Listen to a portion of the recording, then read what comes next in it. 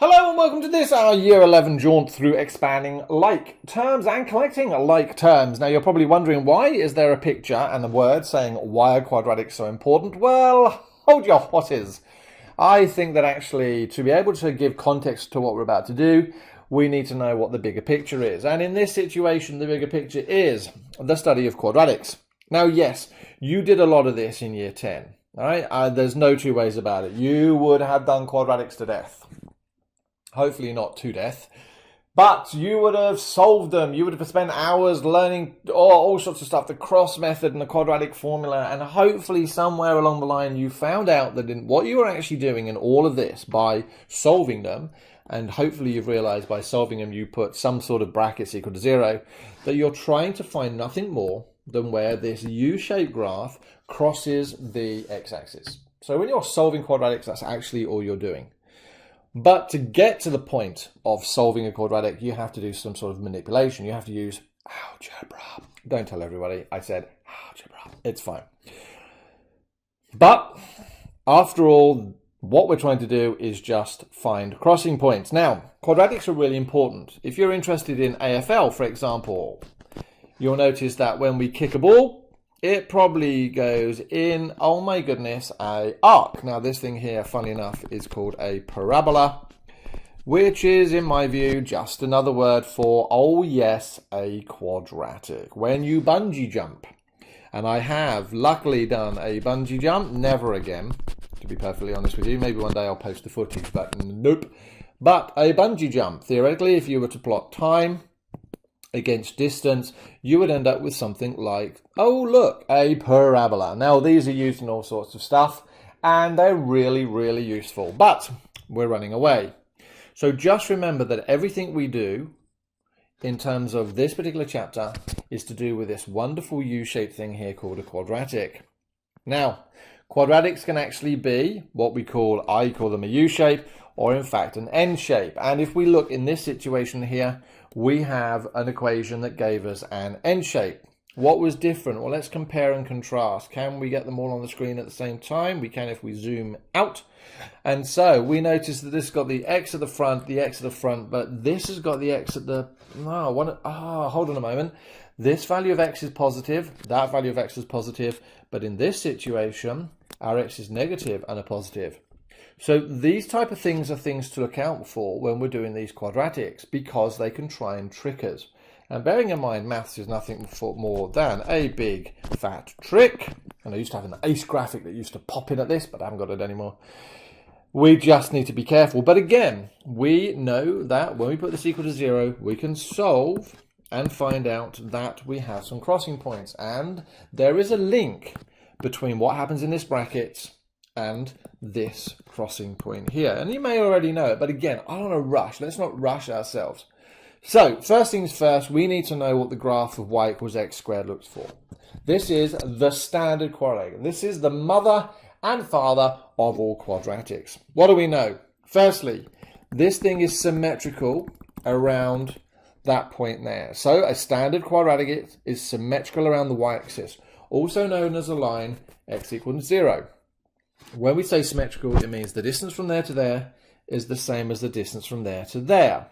What else do we know? We know it's an even function. Now that's not going to make a huge amount of sense to you guys at this moment in time. Not a major problem.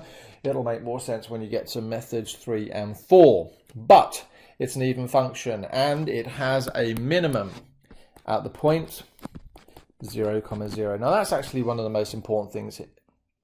Later on, when we start moving this thing around, we actually notice that a certain form called completing the square form can actually allow us to find that minimum straight away, or in fact maximum, depending on which way it is. So finding the solution to quadratics is simply as finding where the quadratic crosses the x-axis. The standard curve, and by that I mean the curve that is y equals x squared, can be moved around, stretched and flipped to give lots and lots of different quadratic curves, but they all basically came from the same mama and papa. Right, now they can be written in lots of different ways to try and trick you. We've already met this one here, the y equals x squared. That is the mother, and it goes like that. But then we have y equals x squared minus 2x. That is still a quadratic. How do I know it's got a quadratic? The highest floaty power, the highest power is a 2. And whenever you have a floaty power, yep, and I did say floaty power, of a 2, we know that that is a quadratic. If this was x cubed plus 2x squared plus x plus 3, for example, my highest power there is a 3, and that is not a quadratic. That's actually a cubic. And we come back to that in another day. And again, this one here is also a quadratic. How can I tell? There is that x squared term. So we solve quadratics, we're effectively making the y value equal to 0. And lots of people go, huh? Why are we doing that? And it comes back to what the axes are actually called. Now, we're from about primary school taught that this is the x and this is the y. And we might have some random little story going, oh, y is to the yellow sun. And that is the sun, by the way. It also looks like a bullet hole. Well, that's a whole new discussion. Oh. So, what was I talking about? Oh, yeah. But if we look at all the points on the y-axis, this point here and this point here and that point there, what do we notice? Well, this point here is 0, 0. This point here is 0, 2. This point here is 0, 4. This point here is 0, 6. And all of our x values happen to be 0, which is actually true all the way up this line. So the y-axis also is called the line x equals 0. Why? Because all those points will allow us to put x equals 0 in and find a y. And hopefully it's no real surprise that y equals 0 is the name for the x-axis. Why? Well, stop saying y because it's really confusing now. But yes, we notice that all the points along this line have a y value of 0. And here's 2 examples.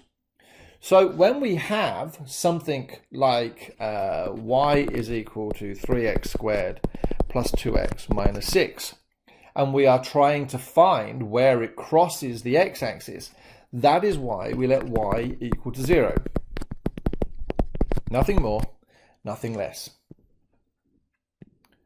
So when we make the y value 0, we are finding those crossing points, and these are called solutions. So again, just to make the terminology, because lots of people get confused here, this is called a solution. It's also called a root, R-O-O-T, and we can have a little bit of a giggle because I said root, but now we'll move over it and grow up. So we have this form of equation, right? So when we are going to solve equations, we're looking for it to equal 0, and it must equal 0. If, for example, I was given this equation here, I would know that x squared plus 5x equals 2 is a quadratic. Why? Because the highest floating number is a 2. It's got to be a quadratic. They're just trying to trick me. So many people will try and solve this in that form, and you can't. It's a trick. It always has to be equal to 0. And so to get from here to here, we would take away 2 from both sides. X squared plus 5x minus 2, which, oh, shock horror, puts me back to this one here.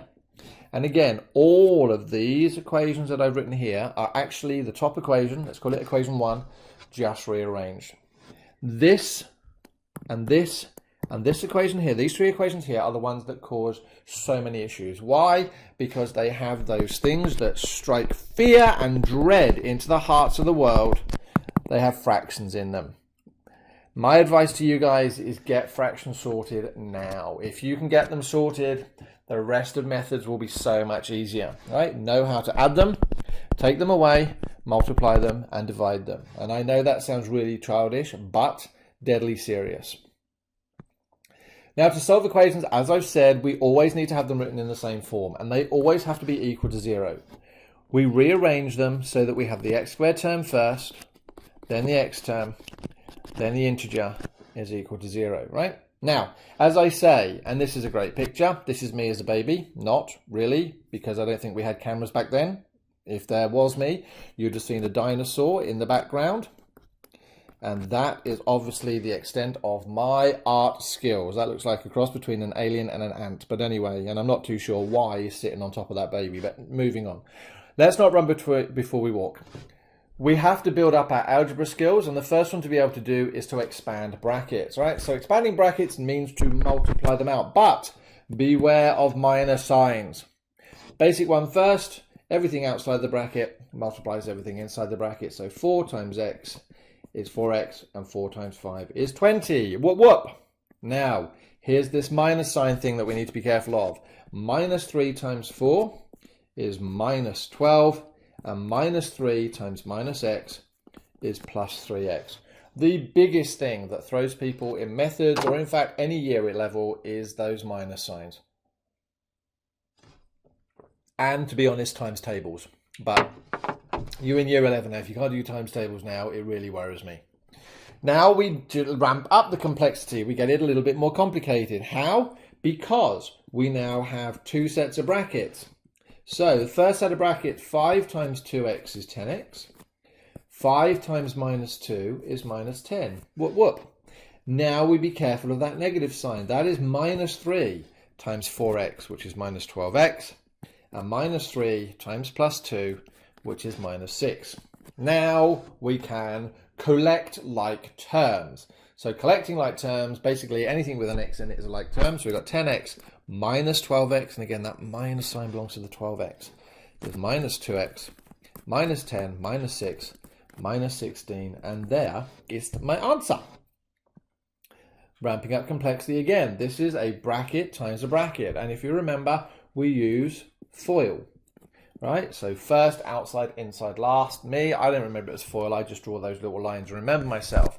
So I'm going to do the first times the first, which gives me 6x squared. First times the second, which is 3x times minus 3, which is minus 9x. Second times first, which is plus 8x. And second times second, which is minus 12. Actually, it's getting really hard to see what I'm doing by putting circles around, because I'm now not sure if I've got minuses and pluses in the right place. Anyway, there's nothing that I can add or take away from the x squared term because it's the only one. Minus 9x plus 8x is minus x, and there is minus 12. Job done. Now you're going to say, how is this complex? The number of people who do not know what happens when you square a square root, again, somewhat worries me. Remember, a square root and a square basically are the opposite of each other. They cancel each other out. So the square root of the square of 7 is 7. How does that apply here? Well, let's do our FOIL. X times x, so first times first is x squared. First times second is plus root 7x. Now, don't get sloppy. Do not write that.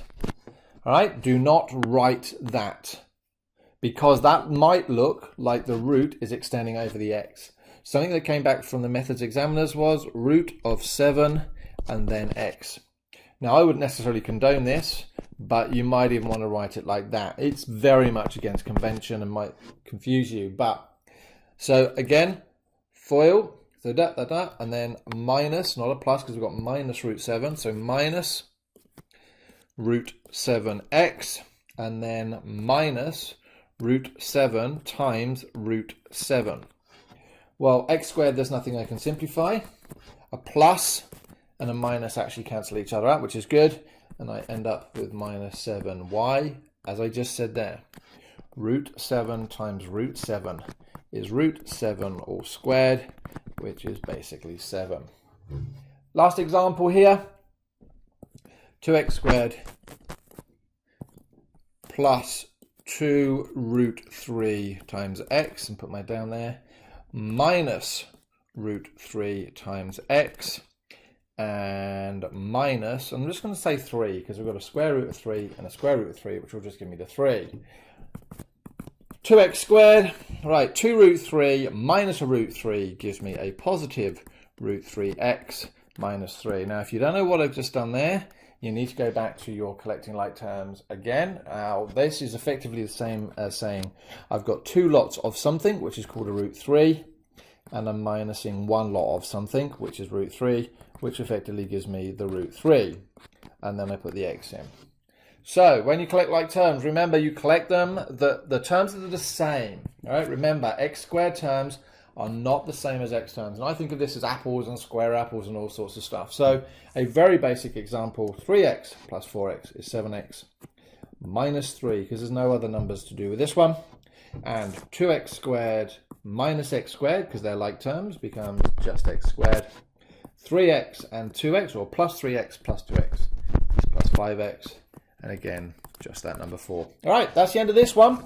Hopefully it has been inspirational and helpful. I look forward to seeing you on the next time.